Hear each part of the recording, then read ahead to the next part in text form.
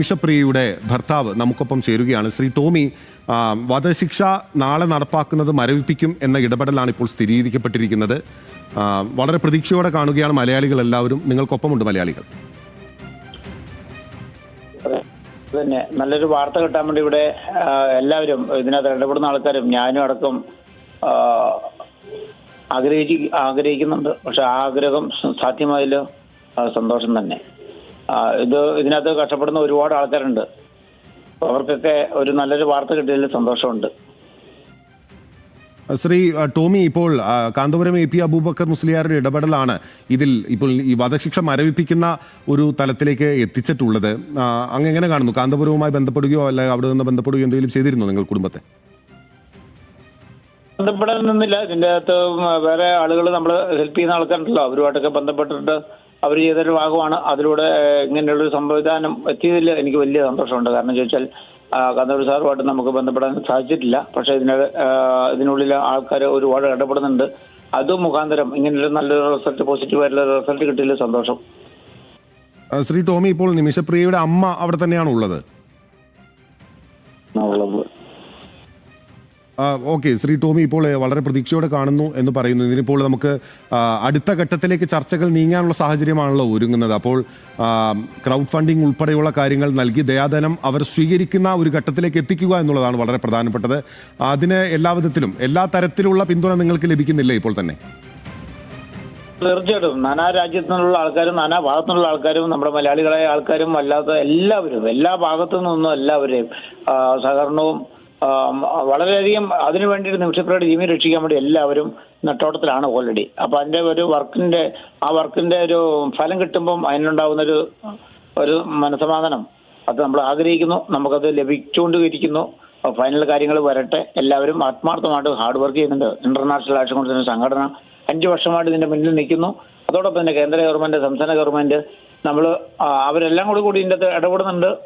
Mister sample sir അവിടെ നല്ല hard work ചെയ്യുന്നുണ്ട്.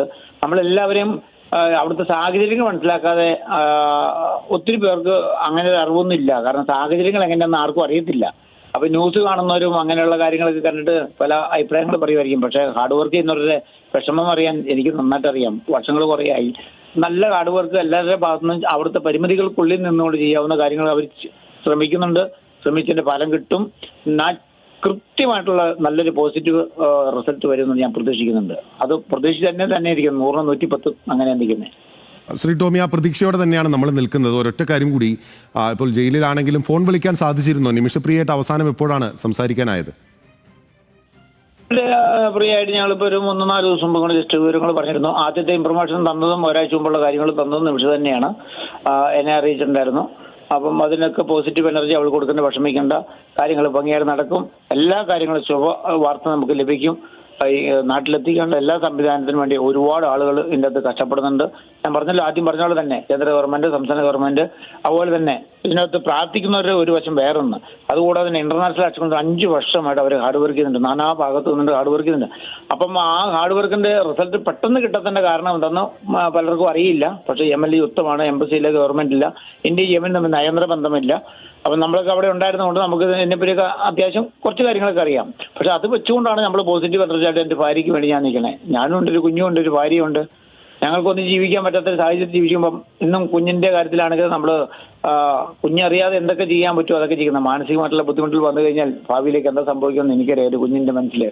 അപ്പോൾ അങ്ങനെയൊന്നും ഇല്ലാതെ ഒരപ്പനായി എനിക്ക് കെയർ കൊടുക്കാവുന്ന കാര്യങ്ങളൊക്കെ കൊടുത്തും അമ്മയ്ക്കും അതുപോലെ തന്നെ നിമിഷപ്രിയയ്ക്കും ഈ കുഞ്ഞിനും നല്ല കെയർ കൊടുത്തിട്ടുണ്ട്. ഞാൻ നല്ല പോസിറ്റീവ് തന്നെയാണ് ഞാൻ നിൽക്കുന്നത്. എനിക്കറിയാം ദൈവം എന്ന് പറഞ്ഞ ആൾ മാത്രമൊന്നല്ല, നമ്മൾ ചെയ്യുന്ന പ്രവൃത്തിക്കും എന്തെങ്കിലുമൊക്കെ ഗുണം ദൈവം തരും എന്നുള്ള പ്രതീക്ഷയിലാണ്. കാരണം തന്നെയല്ല എല്ലാവരും ഹാർഡ് വർക്ക് ചെയ്യുന്നുണ്ട്. അതിന്റെ ഫലങ്ങളാണ് വന്നുകൊണ്ടിരിക്കുന്നത്. വരും എന്നുള്ള ശുഭ വാർത്തയിലാണ് ഞാൻ നിൽക്കുന്നത്. വാർത്ത നല്ലത് കിട്ടിക്കൊണ്ടിരിക്കുന്നുണ്ട്. ഇനി അത് വരും. നിമിഷപ്രിയ ഇവിടെ എത്തും, അതിനുള്ള സംവിധാനത്തിലേക്ക് എത്തുമെന്ന് നന്നായിട്ട് വിശ്വസിക്കുന്ന ഒരാളാണ് ഞാൻ. ശ്രീ ടോമി, ഒരു ഒറ്റ കാര്യം കൂടി, ഇപ്പോൾ ഈ 4 ദിവസം മുമ്പ് സംസാരിച്ചപ്പോൾ നിമിഷപ്രിയയും വളരെ പോസിറ്റീവായി തന്നെയാണ് കാണുന്നത്. വധശിക്ഷയ്ക്ക് വിധിക്കപ്പെട്ട് ഈ ദിവസമാണ് എന്നുള്ളത് അവർക്കറിയാം. ഇതിപ്പോൾ ഈ ഇടപെടൽ നടത്തും, അങ്ങനെ മോചനത്തിന് സാധ്യമാകുമെന്ന വളരെ പ്രതീക്ഷയോടെ തന്നെയാണ് നിമിഷപ്രിയ സംസാരിക്കുന്നത്, അല്ലേ?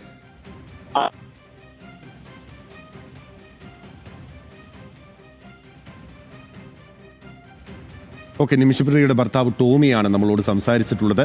വധശിക്ഷ മരവിപ്പിച്ചതിൽ സന്തോഷമെന്നാണ് ടോമി പറയുന്നത്. ടോമി കേൾക്കാമോ? പറയുന്നുണ്ട് അവർക്ക് വധശിക്ഷയായിട്ട് ബന്ധപ്പെട്ട കാര്യങ്ങൾക്ക് ബുദ്ധിമുട്ടുണ്ട്, അത് നമ്മൾ അറിയിച്ചിട്ടുണ്ട്. അത് ആർക്കായാലും ഉണ്ടാവുമല്ലോ. പക്ഷെ അങ്ങനെയൊന്നും സാധ്യമാകാത്ത രീതിക്കുള്ള കാര്യങ്ങൾ ചെയ്തുകൊണ്ട് എല്ലാവരും ഇടപെടലുകൊണ്ട് ഇവിടെ നാട്ടിൽ എത്തിക്കും. അതുകൊണ്ട് പേടിക്കേണ്ട, ധൈര്യമായിട്ടിരിക്കുക എന്നാണ് ഞാൻ കൊടുത്തിരിക്കുന്ന മെസ്സേജ്.